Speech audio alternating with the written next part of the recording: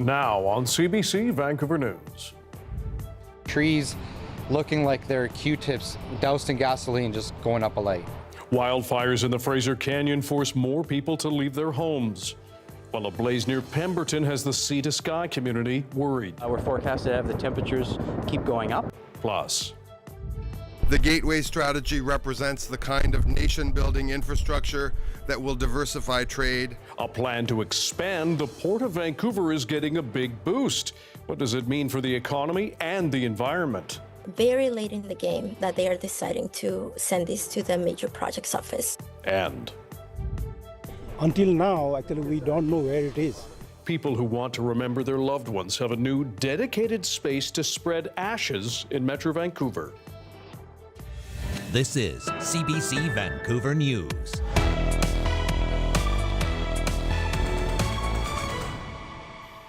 Hello, I'm Dan Burritt. Thanks for joining us. A wildfire burning near Pemberton in the sea to sky region has become more serious. Strong wind and dry temperatures have pushed the blaze closer to homes and thrown obstacles in the way of people prepping to leave.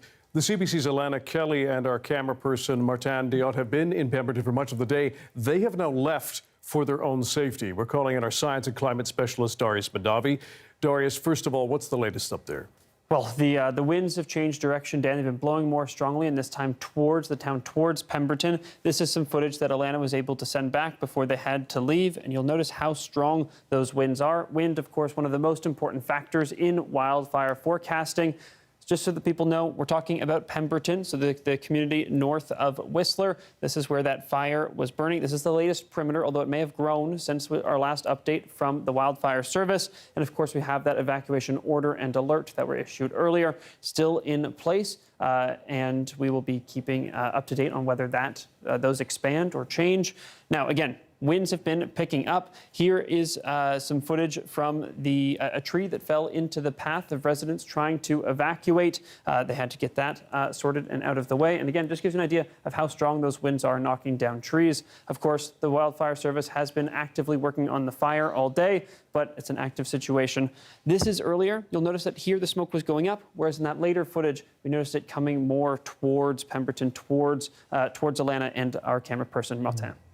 We know Alana as well, and Martin spoke with some Pemberton residents earlier in the day. Let's listen to what they said.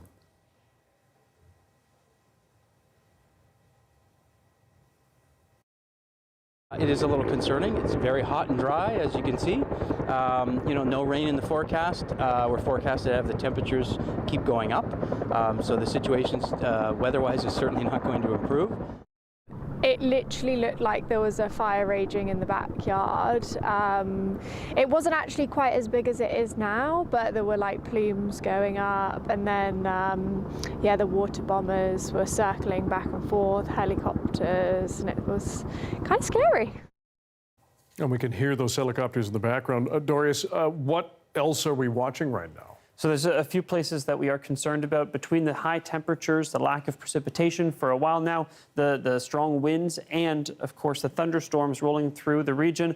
There's a lot to be paying attention to. I do want to take a moment to highlight the Boston Bar fires. Boston Bar now under an evacuation order because of those blazes. Many of these orders were already in place, but now the community of Boston Bar, almost 200 properties now under evacuation order, forced to leave their homes. And of course, we've been paying a lot of attention to the Ainslie Creek fire because it grew so quickly, but now the Brunswick Creek fire has been the one that grew really, really rapidly towards the south and forced that evacuation of Boston Bar. This is a video from yesterday at around 6 p.m. You'll notice that fire continuing to blaze. There we go.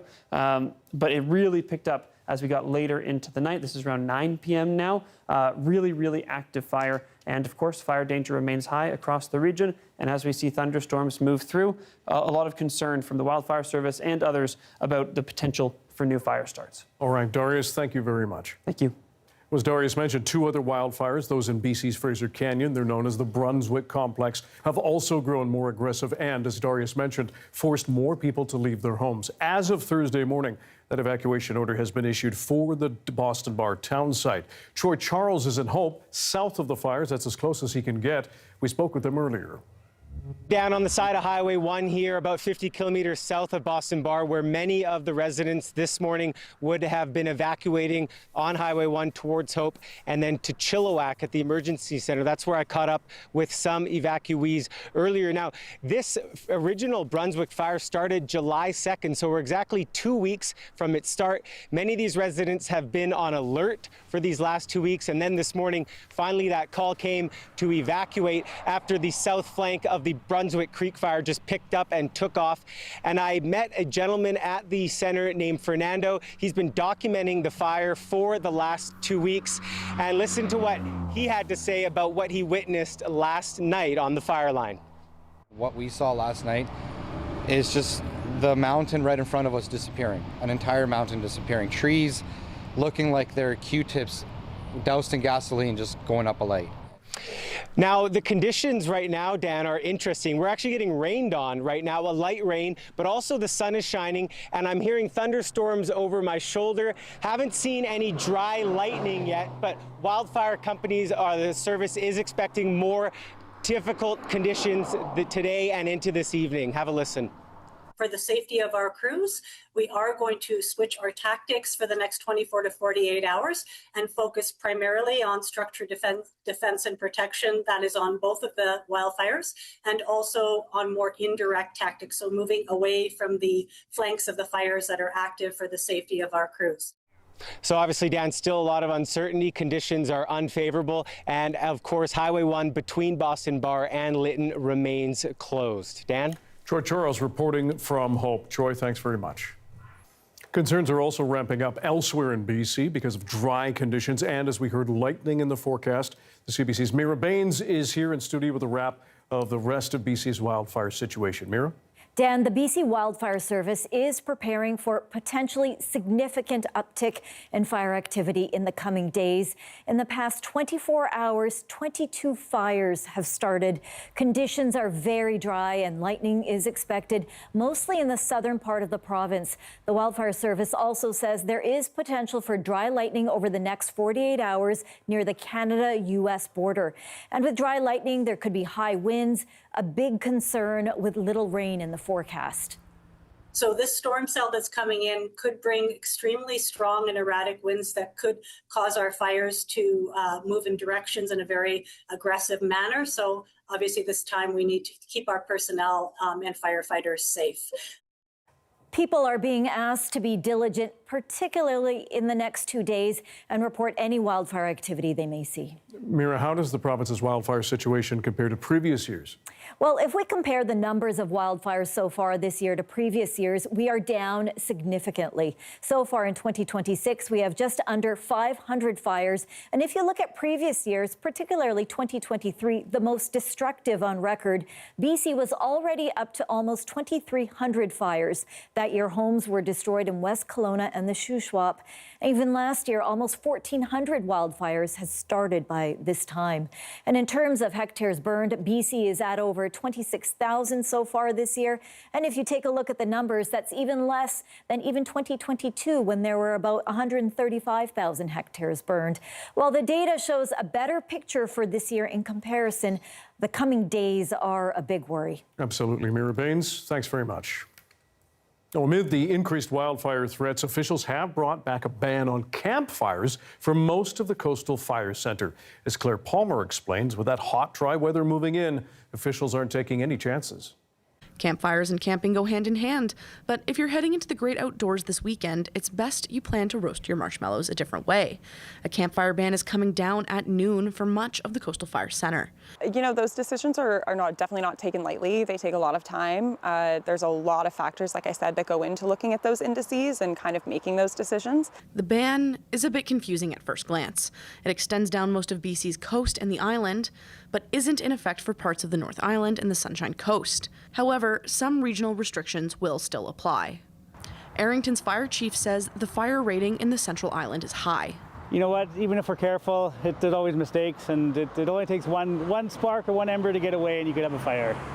Turn says last summer's fires hit home for the island, and that so far this summer, people have been on board with the fire bans. when we put the fire bans in, it's people listen now. It never used to be that way. You always had a lot of pushback, but I think as the awareness grows, it's easier to do, right? Fardad says know before you go about the bans where you're headed. Claire Palmer, CBC News, Nanaimo. To other news now, a plan to expand the Port of Vancouver has been sent to the Federal Major Projects Office and could be declared a project of national significance. As Katie DeRosa explains, that move comes amid a push for economic diversity as well as concerns about the environment.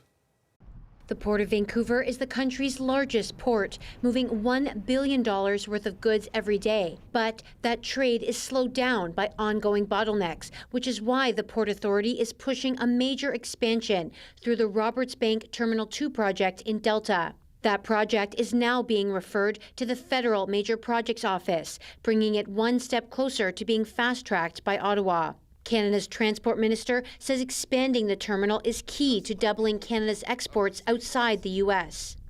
The Gateway strategy represents the kind of nation-building infrastructure that will diversify trade and strengthen our economy for decades to come.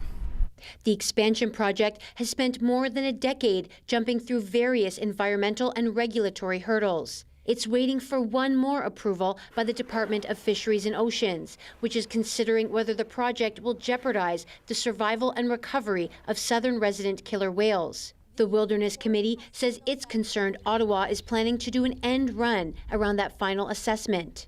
Very late in the game that they are deciding to send this to the Major Projects Office. So our only reasonable explanation on why they're deciding to do it now is that both the Port of Vancouver and the federal government know that the project cannot pass.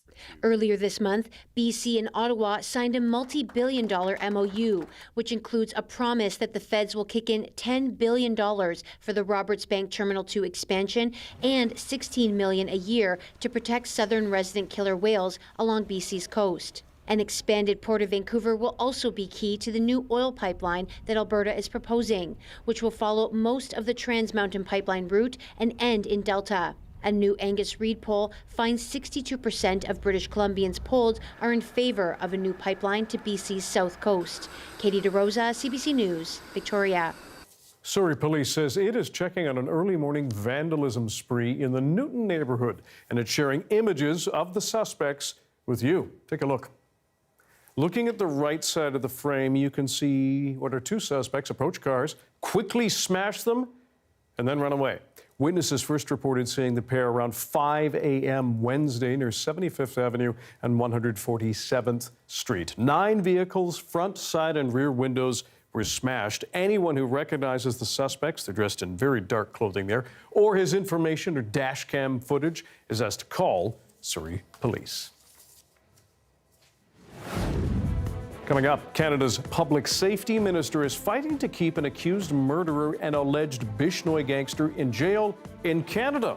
We'll explain this story with our Jason Proctor after the break.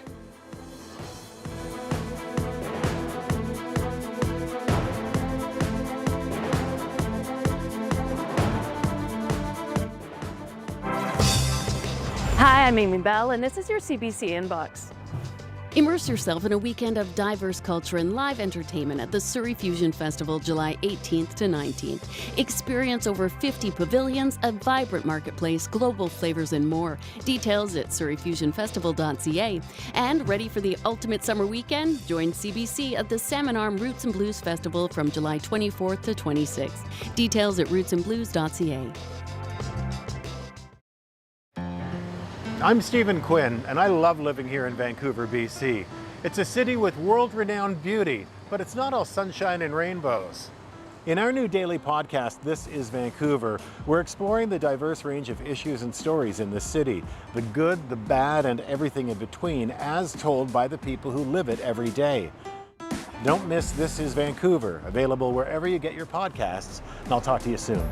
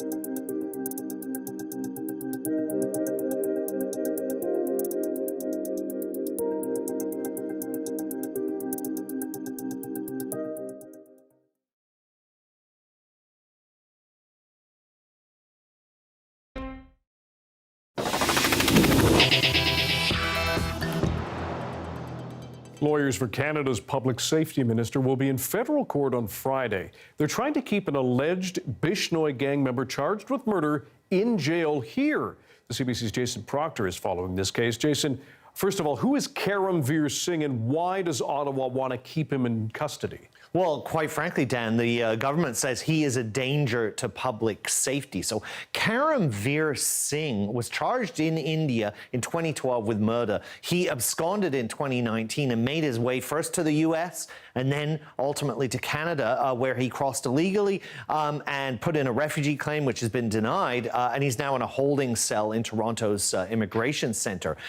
Crucially, The FBI, as part of the federal court documents that I've seen related to this case, they say that he was basically in a situation where he was living with Anmol Bishnoi, who is the brother of gang leader Lawrence Bishnoi. There's photographs of him. You can see this is Anmol Bishnoi here. And Karamveer Singh was seen at the same residence, coming and going, along with another senior member of the Bishnoi gang. And so basically, as I say, Karamveer Singh ultimately makes his way up to Canada, where he puts in this refugee claim, which is denied. He's also married to a Canadian, so he's trying to get a spousal sponsorship. But at some point, an Immigration and Refugee Board member said that pending all these immigration matters that, that he's ultimately kind of undergoing as the government is trying to deport him, that he could be released on some kind of house arrest and electronic monitoring. But the government says even that is too much, so they put in an emergency application. That's what I came across.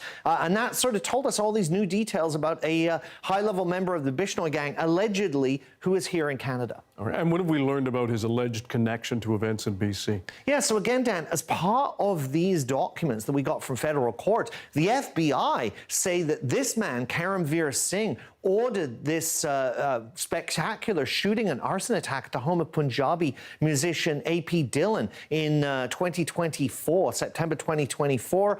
That he was the person behind that, and that was done through a cousin of his who handles extortion attempts against Punjabi musicians in Canada and in North America. All right. CBC reporter Jason Proctor, thanks very much. Thank you, Dan. The city of Delta is now home to a dedicated space to scatter cremated human remains. It will be the first public site of its kind in this country.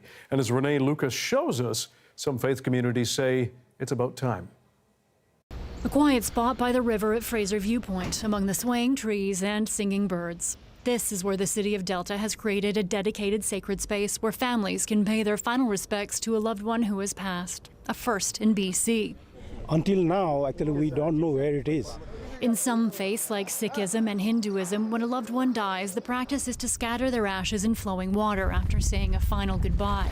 And for many, there's been confusion if and where that can be done in BC. And people go all around, going around and traveling around and scatter wherever they find, right? Or some people actually take it back to India or Nepal to scatter, on the holy rivers. BC Attorney General Nikki Sharma says community leaders have been calling for a space like this for a long time. I would hear stories of people that would go in the dead of the night because they thought it wasn't allowed and do that. And you can imagine when you're saying goodbye to your loved one, how undignified that is. And some say getting too close to fast-running water can even be a dangerous endeavor. So this is something that was actually happening all the time anyways, but now we've made it secure, safe, and a more respectful place for people to pay their last respects to their loved ones. According to the Consumer Protection BC website, it's not illegal to scatter ashes in this province. You just need to be aware of the restrictions laid out in the Cremation, Interment and Funeral Services Act. And experts say, do your homework before taking a DIY approach. I think that people don't understand that cremated remains are not exactly good for the environment because they have a very, very high calcium content. They have a high sodium content. I really don't want people to put them into small, unmoving bodies of water. The city of Delta says a new boardwalk will be built in the coming months to provide better access to the foreshore. Renee Lucas, CBC News, Delta. There's a look at Kamloops with smoke blanketing the interior city earlier in the day. A busy day for wildfires and crews and evacuees, and those on alert across our province. Darius has your BC-wide forecast coming up.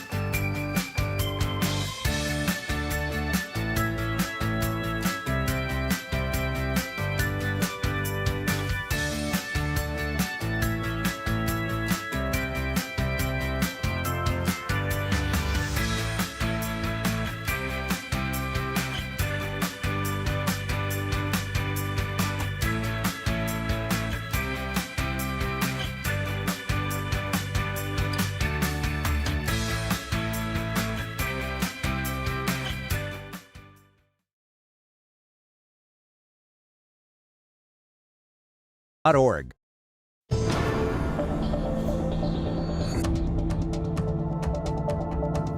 wildfires keep burning here in BC, people in Ontario are also facing evacuation orders because of out-of-control blazes there. Some of the most severe are in the northwestern part of that province, where flames have put remote communities at great risk. The CBC's Sheehan Desjardins has the latest from Thunder Bay.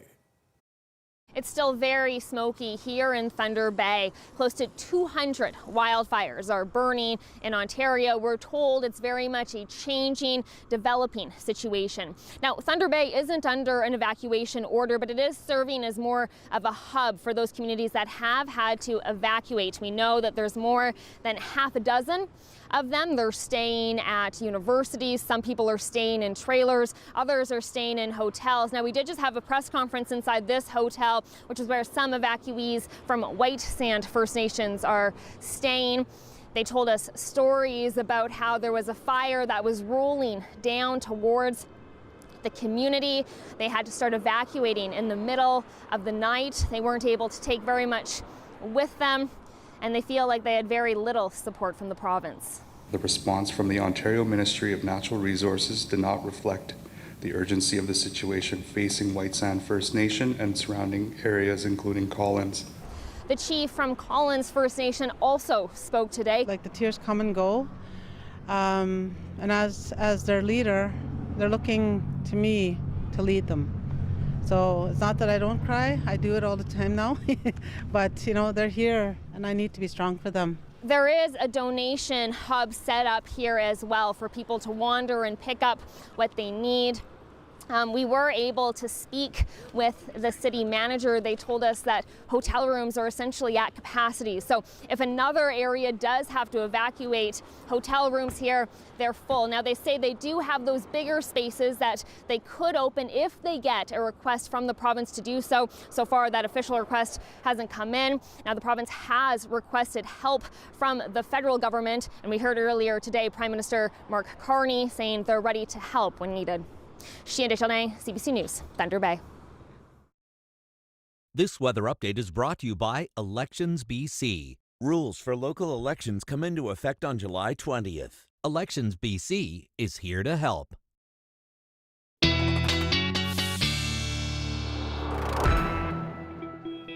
Let's go back to Darius Madavi, our science and climate specialist, with our BC-wide weather forecast. But we have to start in Ontario and get an update after Sheehan's story. What's happening there? Right, so we have this plume of smoke that's covering millions, affecting millions across eastern Canada and parts of the northeastern U.S. because of these fires. It's a line of fires that were largely ignited earlier this week and grew extremely quickly. Many people have been affected by them. This is the plume of smoke visible from a plane flying over Thunder Bay. And you can just look at how, I mean, it's almost apocalyptic. It's scary. The cloud of smoke. Yeah. Now, this has been affecting many, as we heard, people being evacuated. There are many communities that have been affected by this as well, including Collins First Nation. People here had to evacuate very quickly by boat, and this is the view that they had as they left, that giant plume of smoke. There's some other photos coming out of it that I wasn't able to get in here that really drive home how close the fire was as they were leaving. One person said about 50 meters between them and the blaze. Now, the good news is fire danger has come down pretty significantly in this area in recent days because of the lowering temperatures. They had all-time record temperatures in many communities earlier this week on Monday. A little bit of rain is possible, but honestly, not a ton. And that is a pretty similar situation to what's happening here in BC, where we're getting some rain moving across parts of the south coast, breaking into parts of the southern interior, but we're also seeing a bit of lightning come with that. A fair bit of lightning has come to the Gulf Islands already, moving towards the South Island, as well as moving up east of the Fraser Valley, so potential for a lot of new fire starts there. The precipitation that we've seen on the south coast, not likely to linger for too long, but it may be briefly heavy. I would be not surprised to see potentially up to 5 to 10 millimeters of rain coming down on the lower mainland. It's probably a little bit on the optimistic side, but it is very much a possibility. Some more heavy rain will also be coming in a bit of a strip there and up towards the Sunshine and Central coasts. If we zoom in here, again, decent amount of rain coming to some areas like Campbell River, but along with that, probably going to see some storms pop up as well. And here we are for the lower mainland. Again, about 10 millimeters possible in a lot of those areas. Now, Dan normally would show the 5-day forecast at this point, but to be honest with you, the graphics are being a little bit difficult right now. Okay. So I'm just going to verbally say thunderstorms very possible tomorrow in some areas, like around Prince George and in the Peace region, could be very severe. And here in Vancouver, after a brief drizzle possible tomorrow morning, we are going to see some more sunshine for the weekend and potentially a heat wave kicking off early next week. Okay, lots going on. Darius, thanks for keeping on top of it. Thank you. Now, the wildfires in northern Ontario were the focus of an emergency resolution at the meeting of the Assembly of First Nations. But the third and final day of that gathering was again dominated by concerns surrounding Ottawa's plans for energy sovereignty. Chris Ashkate has more. The Chiefs once again voiced their opposition to the Carney government's streamlined approval process for new development projects to 1 year. AFN National Chief Cindy Woodhouse-Neepanak saying the feds can set all the timelines for the projects, but they cannot put a deadline on Indigenous rights. On the third day of the AFN annual meeting, appearances by Prime Minister Mark Carney's main cabinet ministers kicked off the day, including Minister of Trade and Intergovernmental Affairs Dominic LeBlanc, who promised the federal government would work with Indigenous leaders when building Canada's economy. We will uphold the rights of Indigenous people, as is our constitutional obligation and as our laws require. And we will seek to bring your communities and the rights holders that you represent in as full partners in these projects. But National Chief Cindy Woodhouse-Neepanak isn't convinced. I think with the Major Projects Office, the federal government can't use them as a crutch to not talk to the First Nations directly when it comes to major projects. The resolution is before you. The AFN also voted in favor of an emergency resolution calling for more support for First Nations in northwestern Ontario severely impacted by wildfires, including the Namagusisagogan First Nation, also known as Collins First Nation, located 250 kilometers north of Thunder Bay, which has since burned to the ground. Northern Superior Regional Chief Mel Hardy read a message from the chief of that First Nation that burned down. We are devastated and have been left to fend for ourselves. The federal and provincial government have turned a blind eye and a deaf ear to our cries for help. The chiefs say they will continue to make sure their voices are heard, and the ministers are promising more consultation work with the AFN. Indigenous Services Minister Mandigal Masti telling me that Canada is in a wartime stance when it comes to stabilizing Canada's economy, and they need the chiefs' help. Chris Ashkate, CBC News, Ottawa. Chinese electric cars are gearing up to make a big break into the Canadian market. Some of the first are now arriving in Montreal after the Carney government struck a deal to import a limited number of EVs at a lower tariff rate. Alexander Silberman shows us the potential impact for drivers and the industry. Futuristic, fully electric, and a fraction of the cost of the competition. These Chinese built and designed electric vehicles, some of the first to arrive in Canada after the federal government struck a deal to let in 49,000 annually. All the world is speaking about the Chinese brands, and we receive a lot of interest. Dongfeng is the latest Chinese automaker to unveil its offerings to Canadians, including the Nami Box 01, expected to sell for between $25,000 to $35,000, according to industry experts. Ottawa agreed to dramatically lower a 100% tariff on Chinese EVs in January. China's strengths in electric vehicle sector are undeniable.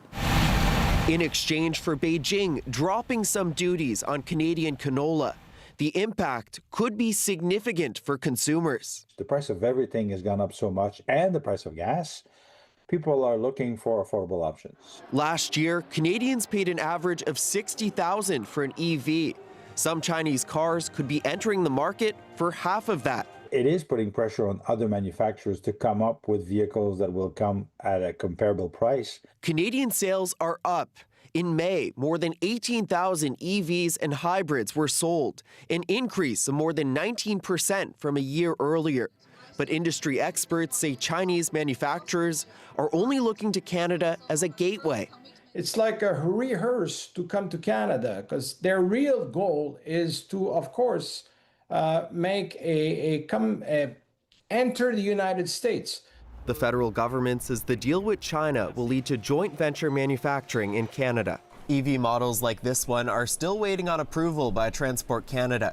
They're expected to hit the market early next year. Alexander Silberman, CBC News, Montreal. A new report is shedding light on Canada's shortage of medical specialists and what that means for an aging population. As Lauren Pelly reports, millions of people are struggling to see specialists, everything from cardiologists to allergists. I do want to check the left just to make a comparison. After Cynthia Brooks' family doctor noticed a scar on her eardrum, the 74-year-old got a referral to see an ears, nose, and throat specialist. And like millions of Canadians, she faced challenges getting that care. When I called to make the appointment, it was incredibly frustrating because nobody answers the phone. Well, let's just have a look. Brooks waited weeks, then opted for a private hearing clinic instead. She feels well enough to manage her own health for now. But I don't know what kind of condition I'm going to be in 10 years from now. A new Statistics Canada report reveals more than 6 million Canadians aged 45 and up needed specialist care in 2024 alone. The report found 3 in 10 adults faced difficulties accessing specialist care, totaling around 4.5 million people, while 2 in 10 adults said they had unmet health care needs, making up 3 million Canadians across the country. The wait times are just getting worse and worse. BC had the highest percentage of both older and middle-aged adults who say they face challenges accessing specialist care. Those roles range from dermatologists to psychiatrists, even oncologists. The major concern that we have is that people are going to worsen and that we'll miss opportunities to help people before it's too late. So what's at play? Some specialists are in short supply. Their wait lists aren't made public, and in remote and rural regions, there often aren't any specialists at all. That's on top of a chronic shortage of family doctors. The fact that upwards of a quarter of Canadians don't actually have access to a primary care provider makes it really hard for them to even get a referral in the first place. And as the country's population ages, experts worry the roadblocks and delays to getting specialized care could get worse. Lauren Pelly, CBC News, Toronto.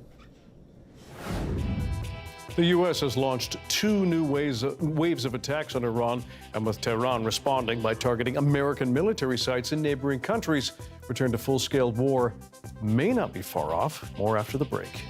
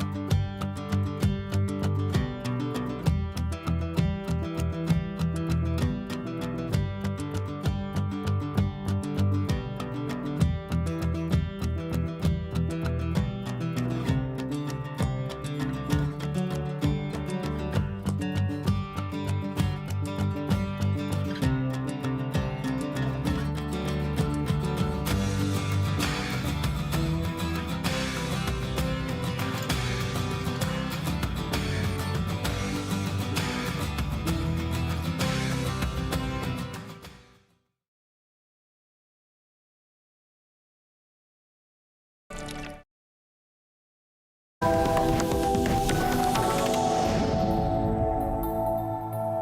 a primetime address to the American public earlier tonight, U.S. President Donald Trump announced the White House will immediately declassify American documents he says prove electronic ballot counting systems are vulnerable to foreign interference. Tonight, I'm announcing the immediate declassification and release of critical intelligence revealing shocking vulnerabilities in our election infrastructure. This evidence shows that the election system we have dangerously exposes like levels never thought possible to hacking, exploitation, and foreign interference.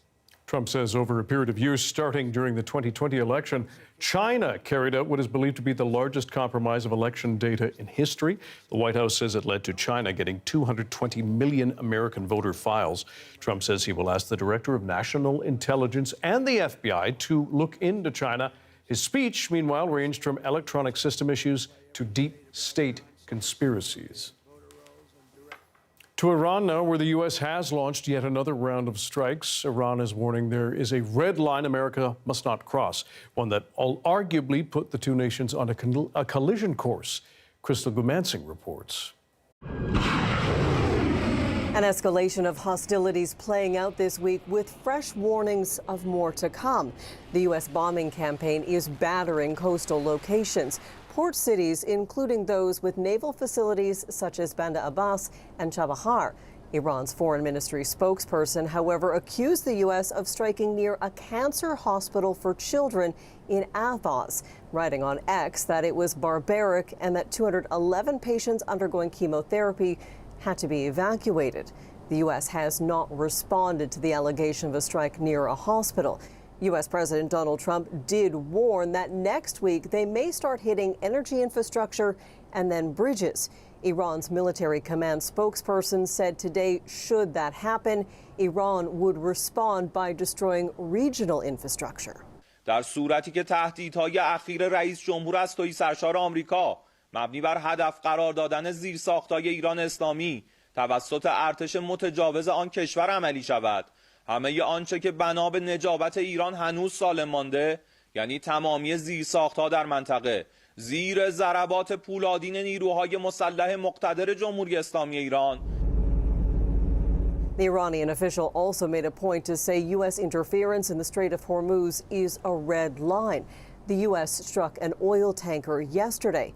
U.S. Central Command said it was in violation of the blockade on Iranian ports, an American move to prevent Iran from exporting oil and gas products, despite the U.S. saying the strait is open for non-Iranian-linked ships. Many companies don't want to take the risk, and ships have been anchored in and around the strait for months, including 2 Canadian vessels. Last week, we were, in fact, about to exit the strait, and on the 7th of July, there was another increase of tension. So right now, we're just waiting to see any window that will open. Iran has attacked ships in the strait using what it calls a non-approved route close to Oman. Crystal Gumansing, CBC News, London. In Central and East Africa, the outbreak of a rare form of the Ebola virus is now spreading faster than ever. Some progress has been made in tracking and treating the disease, but the World Health Organization says much more help is needed until a vaccine to stop the spread of the virus is approved. Ashley Burke has details from London. A stark sight, mass graves filling up. 2 months into the Ebola outbreak, almost 800 people have died. The virus spreading through the Democratic Republic of the Congo, outrunning teams trying to contain it. It's now the 3rd largest Ebola outbreak on record, and in the past months it has expanded faster than any previous outbreak. Officials say there are now more than 2,000 reported cases of the Bundi Bujo strain. The majority of deaths, those who didn't get medical help. Ill, most likely for weeks, and passed away in the community without approaching care at all, and would only be diagnosed because we take swabs just before they're buried. The WHO says testing is up, detection times down, and treatment centers growing. But intensifying conflict is cutting off access to those who need help. More than 1 million people displaced in camps or on the move. Really quickly, it's reached 3 provinces, and then now we are 5 more provinces. So it's spreading quite fast because people are moving really. His organization is on the ground, providing emergency aid and urgently calling for a bigger medical response. It's heartbreaking to do not manage to go faster than can. In the UK, scientists at Oxford University are racing to test a vaccine based on the same technology as its COVID shot. And that is a type of vaccine technology we've been working with for over decades. We've got a lot of experience at adapting that very quickly. Their Ebola vaccine for this strain, the first in the world to enter human trials. We will be looking for rare risks that have been seen with other similar vaccines. Those researchers here in the UK are also preparing for potential clinical studies in Uganda next. That country has now released its last Ebola patient from hospital, and if there are no new cases, can declare itself Ebola-free in 42 days. Ashley Burke, CBC News, London. Coming up, an electrifying story out of Prince Edward Island. You'll want to stick around for this. Zap.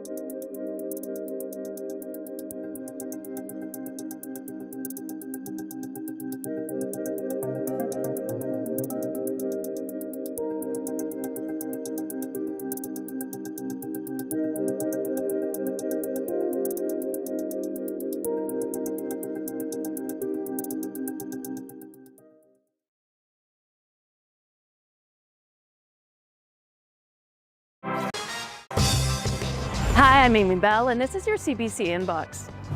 Immerse yourself in a weekend of diverse culture and live entertainment at the Surrey Fusion Festival, July 18th to 19th. Experience over 50 pavilions, a vibrant marketplace, global flavors, and more. Details at surreyfusionfestival.ca.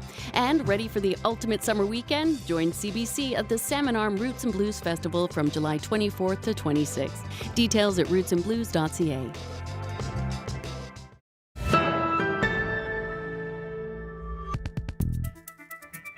A mysterious Canadian rock duo is having a whirlwind year. The master musicians from Saguenay, Quebec are packing venues around the world and drawing record-breaking festival crowds. As Magda Gabriel-Selassie shows us, it's an impressive feat for a band that just half a year ago was virtually unknown. The sound, the look, and the language is out of this world. Angine de Poitrine, the experimental rock duo out of Quebec, has taken the music scene by storm. It's very pure, it's very inviting, inclusive. The wacky time signatures, and yeah, it's just very bizarre. It's upbeat, it's creative. The band went viral after its performance video was released by a Seattle radio station. Drew a massive crowd at Montreal's Jazz Festival, the largest since Stevie Wonder played there in 2009, and has sold out shows across Canada, the US, and Europe. As people, we have like a real thirst for something like authentic and true and meaningful. She's not the only musician locked in. Shania Twain, Deadmau5, Dave Grohl, and Jack White are fans. White had the band open for him in Toronto this week. So what's behind all this buzz? Musically, it's microtonal rock, hitting tones in between notes, many raving about the musical patterns too. The guitar playing is playing with a loop pedal, and he's kind of building his melodies and chords throughout the songs. It's like creating a different instrument out of those two instruments, a bass and a guitar. There's also creativity in the costumes, covered in polka dots and masked up. Get this, publicly, their identities remain a mystery. They do have this kind of almost puppet-like charm. But fans say don't get it twisted. It's not some gimmick, it's the real deal. In a world of everything that feels AI, it's nice to see some real talent. Even though that talent claims to be from out of this world. Magda Gabriel-Selassie, CBC News, Toronto. Okay, first of all, my bad. Saguenay, Quebec, my apologies. Secondly, that was really cool. Isn't it cool? The notes in between. They get a little bit of Frank Zappa going on with some Daft Punk, and of course a very Quebecois feel to it. It's all joie de vivre, etc. Nicely done. I knew some of those words. Now, there's a new electrifying trend making its way through farm fields on the East Coast. Farmers are experimenting with getting rid of weeds by zapping them. Experts say the chemical-free method also helps stop some from reseeding and sprouting back. Nancy Russell shows us. A researcher on Prince Edward Island is looking at the potential of electricity as a way to control weeds in farm fields. This unit sends a surge from a generator at the back of the tractor through a copper pipe at the front, zapping the weeds it touches.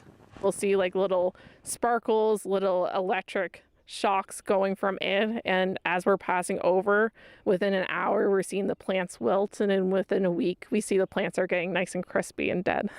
McDonald controls what the electricity hits, depending on the height of the crop. She has been testing it on potatoes, beets, and rutabagas. If you think of like a mower where you can change your mowing deck height, same with this. We're just kind of changing the height of the bar. Experts say using electricity also works for weeds that are herbicide resistant. It's a very effective weed control tool in carrot production and other vegetables, potato production. It has to be used in a situation where you can hit weeds without hitting the crop plants because it's not selective. So the electricity will just as happily travel through a potato plant as it will a weed plant. There are, however, some limitations to using electricity. Last year, the drought definitely posed a big challenge because the weeds They weren't growing, so they weren't taller than my crops. And also there is a chance of this being a fire hazard if the material is too dry that we're zapping. There's also the cost of the equipment. A medium-sized weed zapper is about $120,000. Any farmer can do it at this point in time if they're willing to invest in the equipment. And it's really just a matter of time before we start seeing more and more of these machines being used. This is year 2 of Nicole McDonald's project. She says she's looking forward to trying it on more crops and in more grower fields. Nancy Russell, CBC News, Harrington. I have to ask, if it hits a potato, will it cook it and or turn it into fries? I think that's the next step. Exactly. I'm surprised it works. Listen at all. up, Cavendish. There you go. Electric is not very effective against grass. That was a Pokemon reference for all the young people watching. Thanks for being with us tonight on CBC Vancouver News at 6. You can watch this newscast on CBC Gem, our free app, as well as on YouTube and our website. We'll have your next local news at 11 o'clock with all the latest on the wildfires right after the National. Good night.